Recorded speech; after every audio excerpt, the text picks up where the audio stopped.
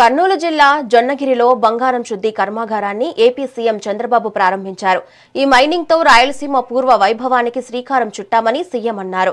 ఇక్కడి నుంచి ఏడాదికి టన్ను బంగారం ఉత్పత్తి లక్ష్యమని తెలిపారు. ప్రస్తుతం 400 కిలోల సామర్థ్యంతో ఈ యూనిట్ ప్రారంభమైందని చెప్పారు.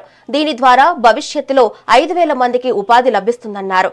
రాయలసీమకు ఇది గ్రోత్ ఇంజన్ గా మారుతుందని సీఎం ఆశాభావం వ్యక్తం చేశారు. రాత్రింబగళ్ళు కుట్రలు ఆలోచిస్తున్నారు. ఉదయం లేచి రాష్ట్రాన్ని కులం, మతం, ప్రాంతం, వర్గాల వారిగా విడదీసేలా రోజు విషయాన్ని గమ్ముతున్నారు.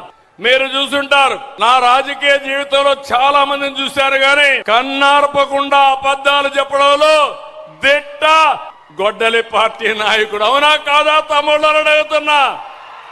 ఎక్కడికక్కడ నేరాలు ఘోరాలు చేసి దానికి రాజకీయ రంగు పులిసి లబ్ధి పొందాలని ఆలోచిస్తున్నారు.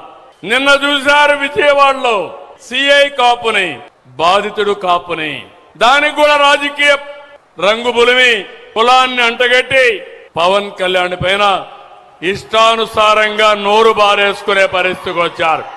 అదే నేను చెప్పాను, ఖబర్దార్ జాగ్రత్తగా ఉండండి. అనవసరంగా నోరు బారేసుకుంటే నోర్లు మూయించే శక్తి ఎన్డీఏకుందని చాలా స్పష్టంగా హెచ్చరించాను. అవునా కాదా? వెంకటేశ్వర స్వామి లడ్డు తయారు చేసే నెయ్యిలో కల్తీ ఏమనాలి? గట్టిగా పట్టుకుంటే ఇప్పుడు దొంగ నాటకాలు ఆడుతూ దేవాలయాల చుట్టూరు తిరుగుతున్నాడు గొడ్డలి పార్టీ నాయకుడు. అవునా కాదా తమ్ముళ్ళు అని మిమ్మల్ని అడుగుతున్నా.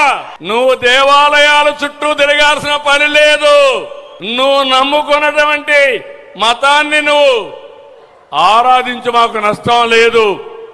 కానీ వెంకటేశ్వర స్వామి జోలుకొచ్చి దేవాలయాల పైన దాడులు చేసి ఖబర్దారు గుర్తుపెట్టుకోండి, మేము కాపాడుకునే శక్తి మాకుంది. ఒంగి దండాలు పెడుతున్నాడు దేవాలయాలకు పోయి. నువ్వెన్ని దండాలు పెట్టినా ఎవరైనా సరే దేవుడు మీద నమ్మకుండే ఏ వ్యక్తి నీకు మీ పార్టీకి సహకరించరని చెప్పి కూడా నేను మీకు తెలియజేస్తున్నా. నేను మీ అందరికీ హామీ ఇస్తున్నాను, తిరుపతిలో రాయల్ ఎన్ఫీల్డ్ వస్తా ఉంది. నేను చిన్నప్పుడు కూడా రాయల్ ఎన్ఫీల్డ్ లో దర్జాగా మెజెస్టిక్ గా తిరిగేవాళ్ళం. మళ్ళీ హామీ ఇస్తున్నా, రాయలసీమని రాయల్ సీమగా తయారు చేసే బాధ్యత మాది. రాయలసీమ అంటే ఆ రాయల్టీ రావాలి. మీరెక్కడికి పోయినా కాళ్ళ ఎగరేసుకుని నాది రాయలసీమ అని చెప్పంగానే మీకు గౌరవించే బాధ్యత తీసుకొచ్చే బాధ్యత నాది.